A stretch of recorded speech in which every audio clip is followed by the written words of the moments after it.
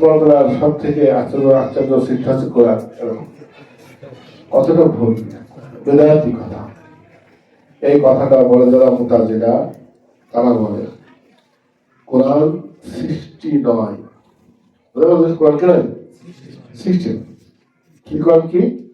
আল্লাহর কালাম, আল্লাহর কথা, কালাম। এই 69 আমি প্রথমে বুঝতাম না, আমারও অনেক সময় লেগেছে। মানতাম যে আমাদের একটা অভ্যাস আছে কি ইজমা, ওলামা কেরামের কথা, মানে ওলামায়ে কেরাম অনেকে মুখস্থ করে। মানে আমাদের কাছে বর্তমান যারা এই যে টাকাখোর আলেম যারা, যাদেরকে বলা হয় আমাদের কাছে ওলামায়ে কেরাম নয়, কেরাম ওলামা। কারণ যাদের কথা আমরা মালিক ভাই, শাফি, মালিক, আব্দুল হাম্বল তখন শুনি ভালো লাগে। ত্যাগ প্রতীক্ষা, জিহাদ, কষ্ট, ছাত্রদের জন্য জীবন দিয়ে দেওয়া, এরা ছাত্রকে ভিক্ষা করানো। তারপর দেখা যাচ্ছে যে হচ্ছে তোমার টাকা পয়সা কন্ট্যাক্ট করে আসা, খতম করে খাওয়া তো বটেই, আবার খতম ফাঁকি দিয়ে খাওয়া, ওরা খতম না দেওয়া। এই যে কেমন কেমন লাগে শুনলে লাগে, এই যে কেমন কেমন লাগে, যদি আমাদের কোন দোষ না, আমরা ওদের অবস্থা ওদের দিচ্ছি, ওরা উল্টে দিয়েছে কর্মকাণ্ড, আমরা উল্টে দিয়েছি। আমরা বলছি কেনা বলামা, ওনারা কেরাম না, কি কেনা বলামা। তো এই কেনা বলার মধ্যে কোন কথা আর বলছি না, আমি বলছি ওলামায়ে কেরামদের কথা। ওলামায়ে কেরামরা কি করেছেন, তারা ওই সময় সংগ্রাম করেছেন এই আলহামদুলিল্লাহ কালামের ব্যাপারে। খুব বড় ফেতনা হয়েছিল সেই সময়। খলিফারাও তারা হচ্ছে এই আলহামদুলিল্লাহ কোরআন শ্রেষ্ঠ বলে মনে করতো, ওই মতে গ্রহণ করে ওই মতে চলে গিয়েছিল। তখন আব্দুল আহমদ খুব কষ্ট করে হচ্ছে সংগ্রাম করে এই মতটাকে কি করেছেন। আমরা বুঝতাম না কত মানতাম, পরে অনেক কষ্ট করে জানি করলাম এই বিষয়টা তাকদীরে বুঝে। যেরকম আমি এই বিষয়টা প্রচুর মানে মসজিদের আমাদের পরে আমাদের মাঝখানে বসে চিন্তা করে বুঝেছি।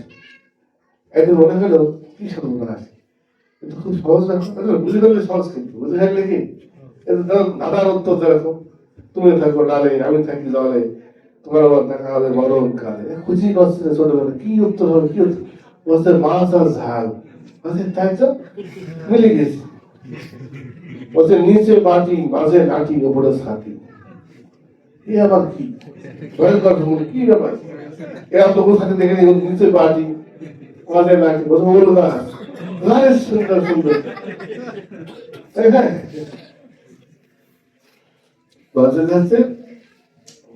সুর আছে আমার তবু নয় হাতি, মানুষের উপকার করি তাও খাই লাথি।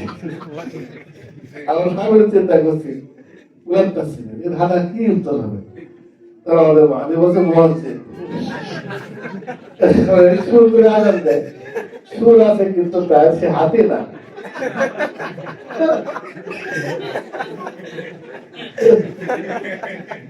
খুব বিশ্বাস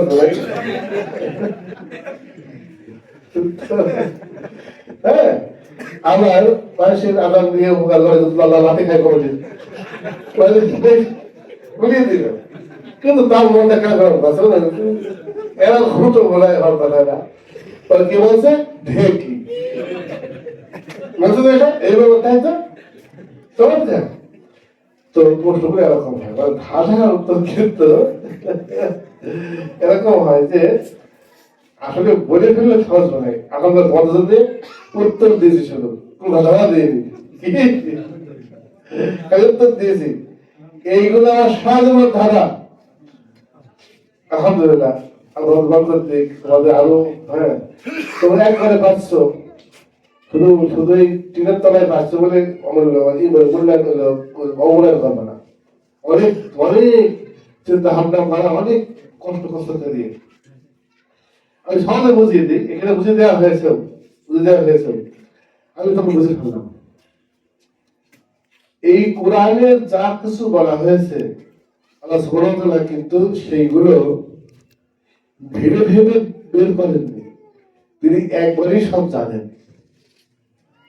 যখন থেকে তিনি আছেন মানে আজীবন সব সময়ের জন্য, তখন থেকে এই কথাগুলো তার মধ্যে আছে, সৃষ্টি করা লাগেনি।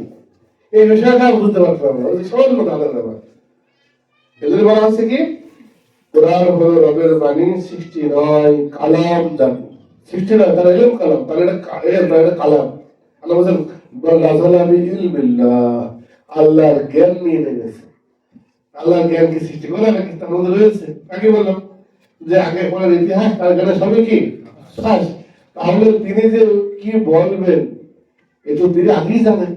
কারণ ওই কথাটা বানানো না, আমাদের ক্ষেত্রে বানানো হয় কেন? কারণ আমাদের সৃষ্টি, আমাদের সীমার মধ্যে আছি।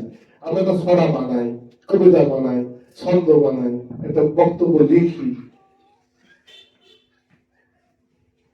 আমি নিজেও জানতাম না আমি কি বলবো এখানে, পড়াশোনা জানতাম না। এটা মানুষের বৈশিষ্ট্য, মানুষের কথা তার সৃষ্টি।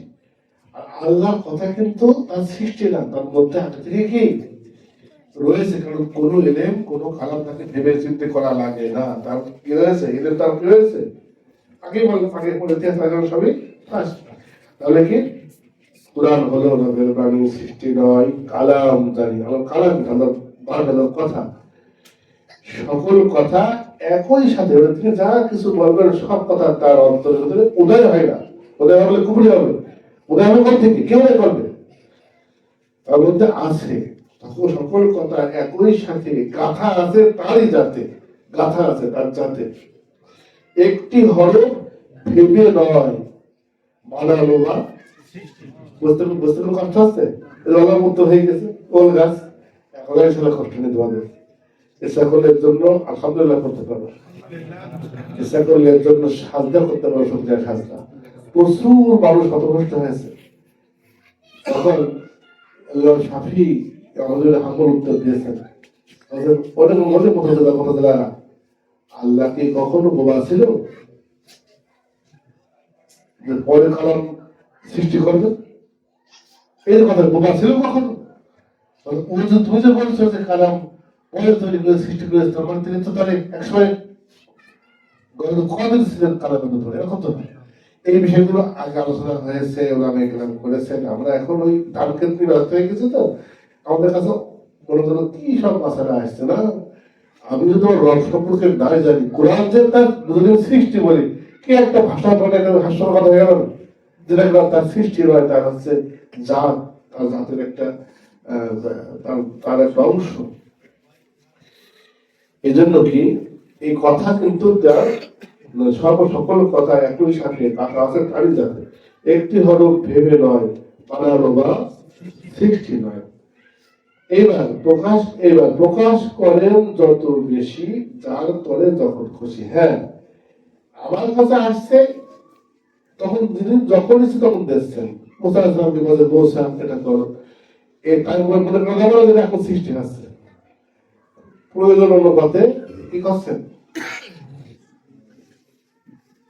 তখন তাকে দেখছেন। যার তরে যখন খুশি তিনি প্রকাশ করছেন। ফেরেশতা আর নবীর সামনে কথা বলেন ক্ষণে ক্ষণে, তিনি কথা বলেন যখন খুশি বলেন, কিন্তু সেই কথাটাকে বানিয়ে বলতে হয় না। তার সেই কথা তার সঙ্গে তিনি যেরকম আছেন, তার কথা সেরকম কি আছে, আদেশ করেন তাদের প্রতি, বলেন কি সে লাভ বা ক্ষতি, তার আদেশই চলবো মেনে, সফল হব এই জীবনে ইনশাআল্লাহ। আমরা তো আদেশই করবো, বলে চলবো, এই জীবনে কি হবো, সফল হবো।